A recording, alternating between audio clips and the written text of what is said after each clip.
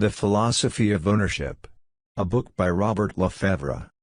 Tuesday, September 11, 2018. Part 12, The Desire to Share. While many stoutly aver their antipathy to sharing anything, the facts speak to the contrary. While it is true that at the outset, the desire to own property privately must result in an exclusive relationship in which the whole world is excluded from the property owned, there is a countervailing desire which exists in us all. Having acquired a property which is valuable to us, we wish to share it with others so we may win their admiration in respect to what we have acquired. This is the drive that moves us toward becoming businessmen or hosts. If we produce a product that we believe to be beneficial or useful, we cannot wait to get it into the hands of others as rapidly as possible.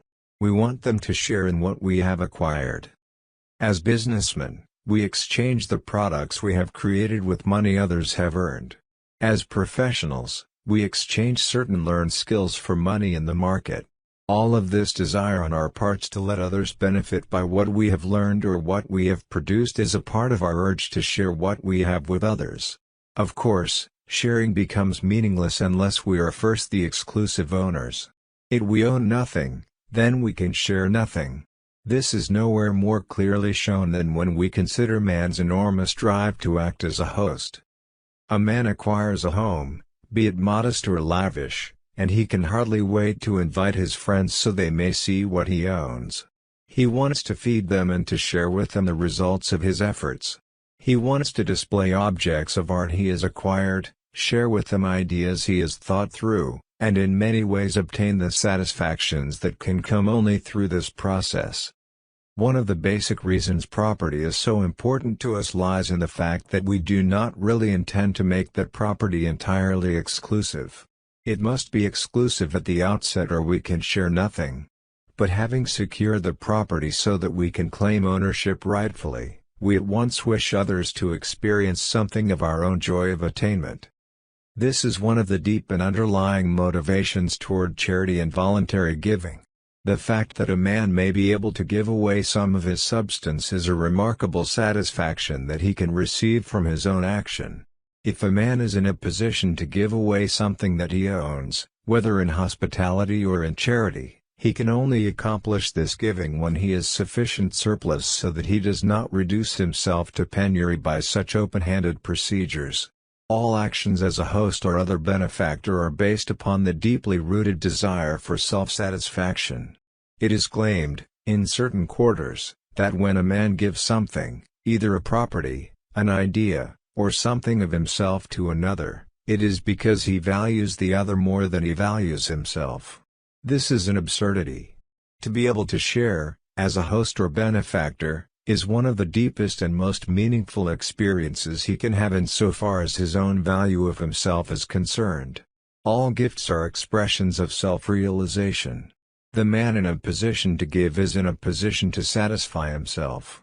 That another may experience joy in receiving a gift does not in any way reduce the joy of the donor.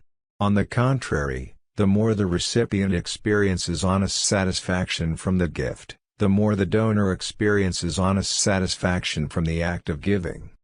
No man can give away something he does not first own. It is only when his authority and responsibility and ownership are fully seen that he can truly give. It is probable that this urge to share is one of the dominating emotions which grip virtually all holders of political office. Politicians are so eager to share that they are willing to take property not belonging to them so they can bask in the glow of having given it away. This Robin Hood emotion of sharing stolen goods with others is obviously a problem. If we can begin in childhood to teach the pre-adult the necessity of honestly acquiring property first before sharing, we will go a long way toward eradicating this tendency.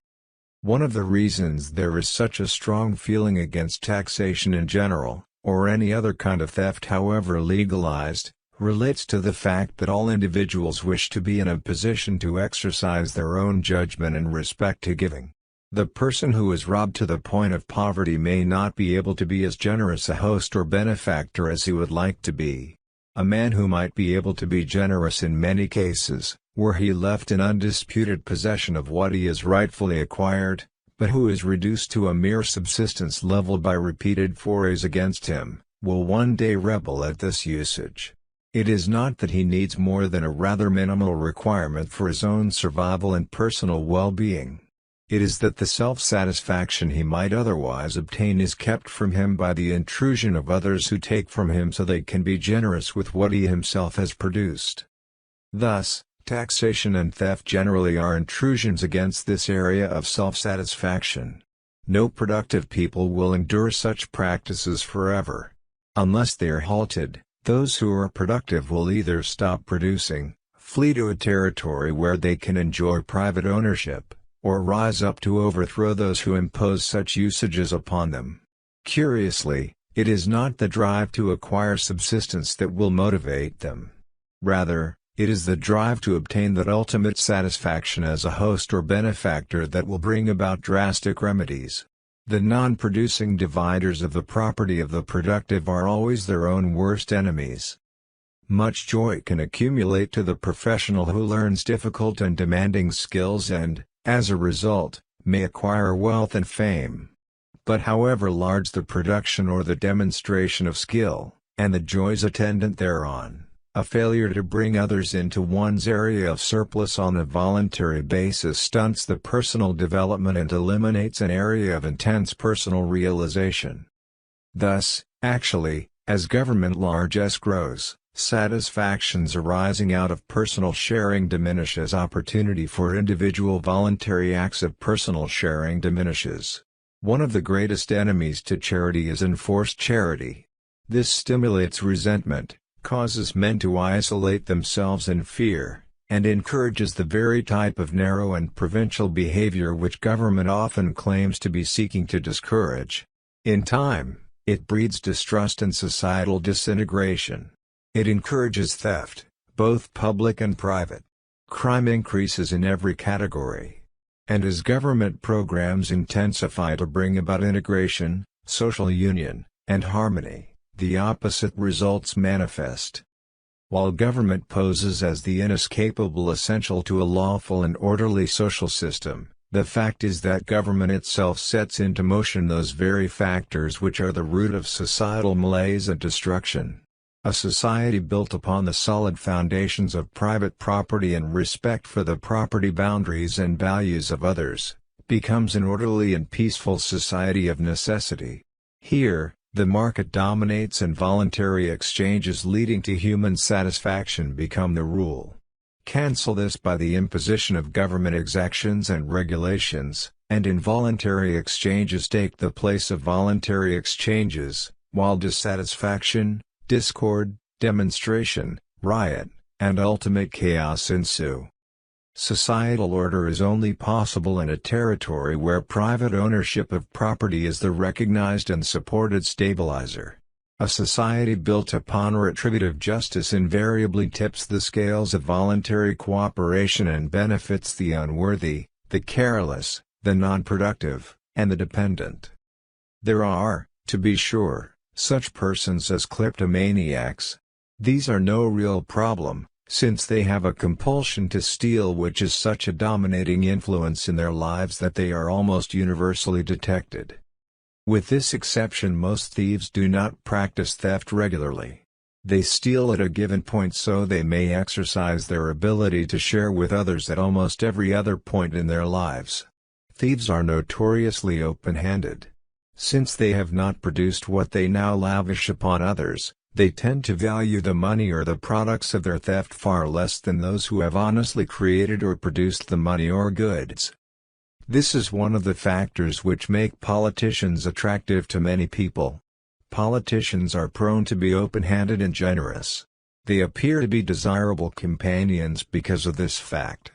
By associating with them, one may fancy an immediate improvement in one's standard of living, since politicians and thieves tend to discount or completely disregard costs.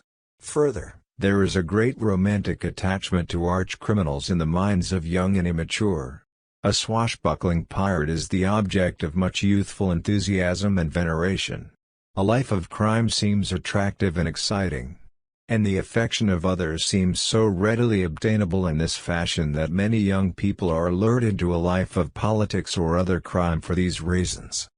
The same kind of romance surrounds a Robin Hood, a Jesse James, a Murrieta, or a member of the Mafia, as surrounds a government official.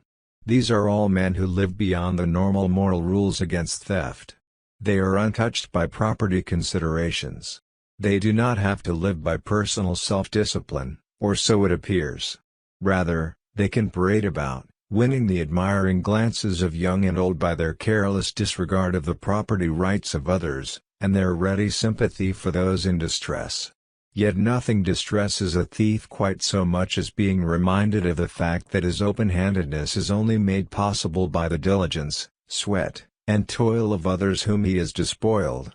He attempts constantly to focus attention on the generous acts which he performs, and hopes you will not see the misery and degradation and the thwarting of individual satisfactions he leaves in his wake. Author's note: in the foregoing pages I have attempted to set forth the philosophy of private ownership of property. Many of the ideas expressed will be familiar to most, but there are some that will be revolutionary. My concern has been to develop a philosophy of private ownership, fully consistent with reality, containing the highest moral concepts, which requires neither violence nor major social disturbance to implement. No claim is made that the task undertaken has been accomplished. But perhaps some ideas offered will prove to have merit and, in any case, I hope some of them will stimulate additional examination of the area. About the author. Robert LeFevre, 1911–1986, ran the Freedom School and Rampart College, founded in 1957. He had a legendary impact on a whole generation of libertarians,